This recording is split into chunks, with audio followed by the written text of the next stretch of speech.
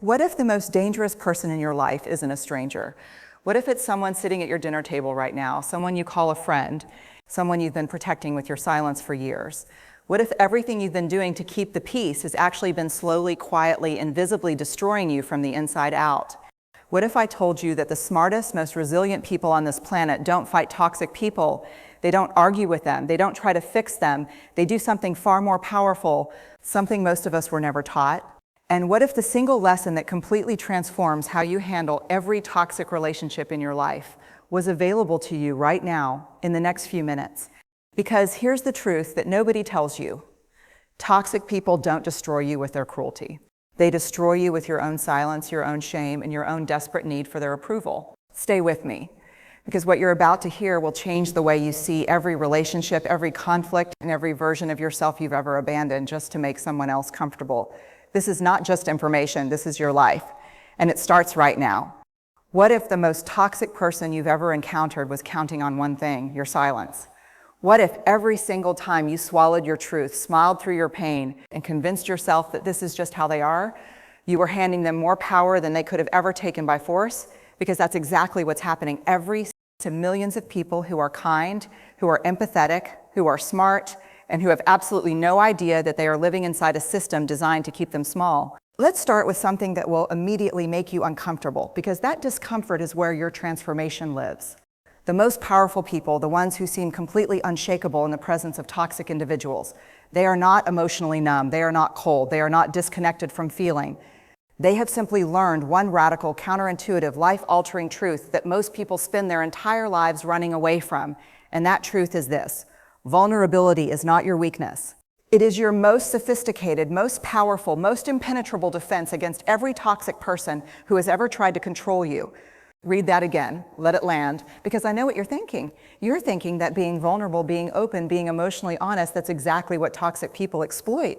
And I understand why you believe that. I understand it because most of us have been burned. We opened up, we were honest.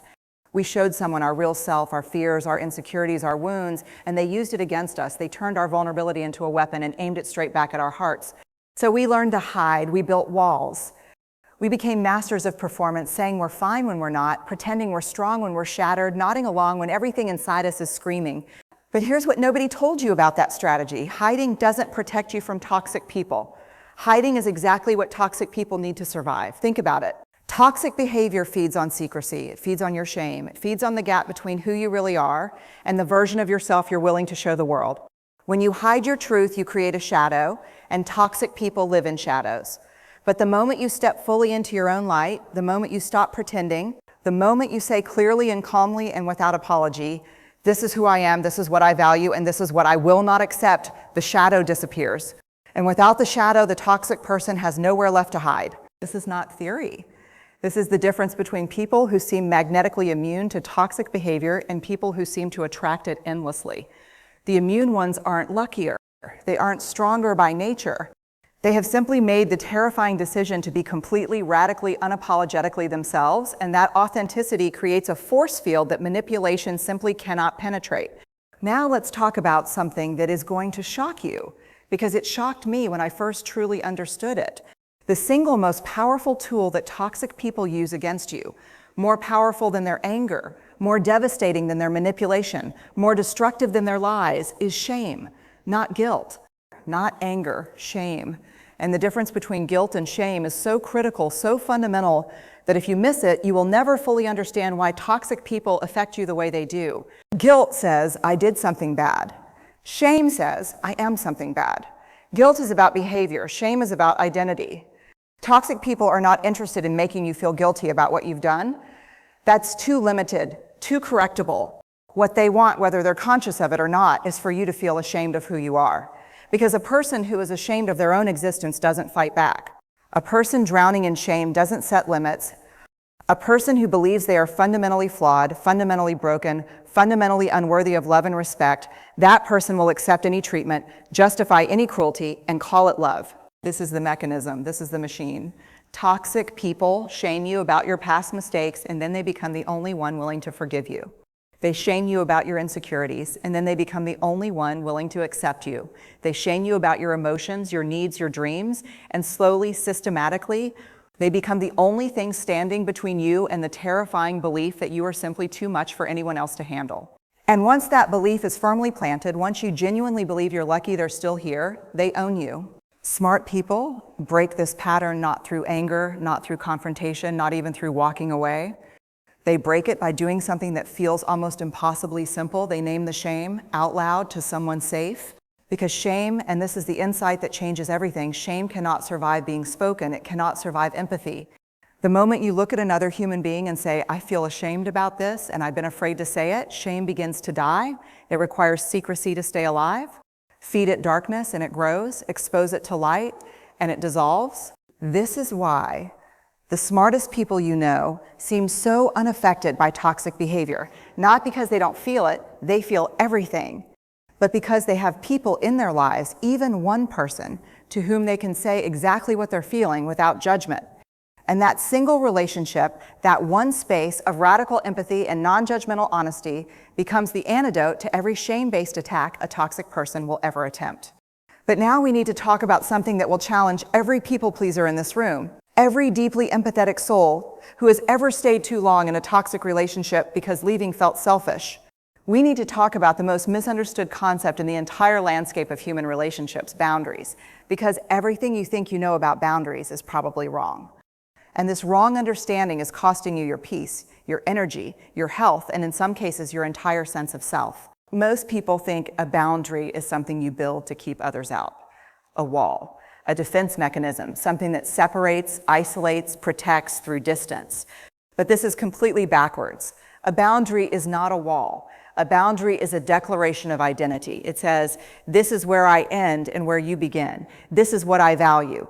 This is what I will accept and what I will not. This is who I am. A boundary isn't about the other person at all. It's about you.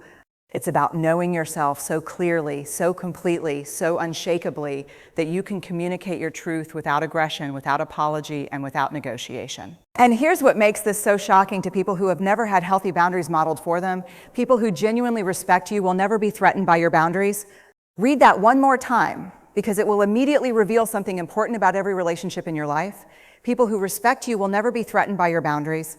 They might be surprised, they might need a moment, but they will not rage, they will not guilt trip you, they will not make you feel cruel for having a limit. Only people who have been benefiting from your limitlessness will treat your boundaries as betrayal. Think about the toxic relationships in your life right now. Think about the moment you tried to set a boundary. Maybe you said you needed space, or you declined a demand, or you expressed a need of your own. What happened? If the other person responded with anger, with accusations of selfishness, with withdrawal of love and affection, with manipulation, they just showed you exactly who they are. Boundaries didn't damage the relationship. Boundaries revealed the relationship. And that revelation, as painful as it is the greatest gift clarity can offer you. Now, there's a devastating trap that the most empathetic people fall into. And it's a trap specifically designed for good people, for caring people, for people who genuinely feel the pain of others and want desperately to help. And that trap is this: confusing empathy with self-sacrifice. Believing that truly caring about someone means having no limits on what you'll absorb from them. Thinking that if you really understood their pain, their trauma, their struggles, you would accept any behavior that results from it. This is a lie. And it's a lie that is destroying the most compassionate people among us. Empathy, real empathy, the kind that actually heals, does not require you to set yourself on fire to keep someone else warm. Empathy means I can sit with you in your pain. I can witness your struggle. I can hold space for your humanity without losing my own. Empathy means I understand why you're hurting, and I still choose not to let your hurt become my harm. These two things can coexist. They must coexist, because empathy without boundaries isn't love, it's martyrdom. And martyrdom doesn't heal toxic people. It simply gives them a more comfortable place to remain exactly as they are. Smart people who handle toxic situations well have learned something both simple and terrifying. They've learned to extend empathy outward and inward simultaneously. They understand the toxic person's pain without owning it. They see the wound that drives the toxic behavior without accepting the behavior. They remain compassionate without becoming complicit. And this balance, this razor-thin, incredibly difficult balance, is what separates people who are transformed by their encounters with toxicity from people who are destroyed by them. Let's now confront the single behavior that perpetuates toxic relationships more than any other: the avoidance of difficult conversations. Because here is a truth so uncomfortable, so confrontational, that most people will hear it and immediately find 100 reasons why it doesn't apply to them. Ready? Every time you choose conflict avoidance over courageous honesty, you are not keeping the peace, you are building resentment. Brick by brick, silence by silence, swallowed truth by swallowed truth, you are constructing a wall of resentment so massive that when it finally collapses, and it always collapses, it will take everything around it down with it. Smart people choose the discomfort of honest conversation over the slow poison of resentment. Every time, not because it's easy, not because it always ends well, but because they understand with absolute clarity that the alternative is far more destructive. Staying silent to keep the peace while losing yourself in the process is not peace, it's surrender.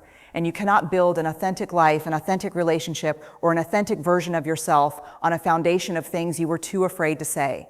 The courage to speak your truth to a toxic person is not the courage that says, I know this will go well. It's the courage that says, I don't know how this will go, but I know that staying silent is killing me slowly, and I choose the uncertainty of honesty over the certainty of self-destruction. That's it. That's the entire practice. Over and over and over again, your voice shaking, your heart pounding, saying the true thing anyway. And then we arrive at the deepest, most fundamental insight of everything we've explored today. The concept that ties every thread together, that explains why some people seem perpetually trapped in toxic cycles while others break free and never return. And it comes down to this one devastating distinction, the difference between fitting in and belonging. Fitting in says, I will change who I am to gain your acceptance.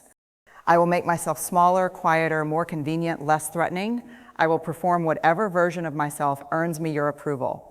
I will betray my own values, my own needs, my own truth if it means you won't leave. Belonging says something completely different. Belonging says, I am exactly who I am, and I am looking for spaces and people who can receive that completely, not the performed version, not the convenient version, the actual version.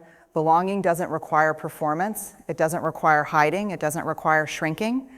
Belonging is the experience of being fully known and fully accepted simultaneously, and it is the most profound human need we have. Toxic people exploit your desperate need to fit in. They position themselves as the gatekeepers of your belonging. They say, consciously or unconsciously, you can be part of this, part of us, part of this family, this friendship, this relationship, but only if you keep being what I need you to be. And because belonging feels so much like love, and because most of us have been confusing the two our entire lives, we keep performing, we keep shrinking. We keep betraying ourselves to maintain access to something that was never real belonging to begin with. Smart people, people who have done this incredibly difficult inner work, make a choice that initially feels like the loneliest choice in the world. They choose to stop fitting in with people who require their inauthenticity. They choose to sit in the discomfort of not belonging anywhere for a while rather than belonging somewhere that requires them to be someone they're not. And this choice, this terrifying, courageous, identity-defining choice, is what finally breaks the cycle. Because when you stop performing for people who don't value your authentic self, you create space, real space. And into that space eventually come people who see you, actually see you, and choose you anyway. That is belonging. And once you've experienced it, once you've felt what it is to be known without performing, loved without shrinking, valued without pretending, you will never again settle for a toxic relationship, because you will finally understand what you've been worth the entire time. So let's bring this home. What we've explored today isn't a list of tactics for dealing with difficult people. It's not a script for confrontation or a strategy for cutting people off. What we've explored today is a complete reimagining of who you are in relation to every toxic person who has ever tried to write your story for you. You are not too sensitive. You are not too much. You are not broken because toxic people broke things around you. You are someone who is operating without the complete information, without knowing that vulnerability is strength, that shame loses its power the moment it's named, that boundaries are identity, not walls, that empathy requires self-preservation, that silence is not peace but accumulation, and that fitting in and belonging are not the same thing and never were. The path forward is not easy. It will require you to have conversations that terrify you. It will require you to set limits with people who call those limits betrayal. It will require you to sit in spaces of uncertainty and discomfort without running back to the familiar cage of toxic familiarity. But every single step on this path leads you closer to something that no toxic person can ever offer you, a completely unshakable, deeply grounded, radically authentic sense of self. And from that place, from that solid, unbreakable, compassionate center, you will handle every difficult person, every toxic relationship, every manipulative dynamic, not with rage, not with fear, not with shame, but with clarity, with dignity, with the quiet, revolutionary power of someone who finally completely knows who they are. And that is how smart people handle toxic people, not by fighting harder, by knowing themselves deeper.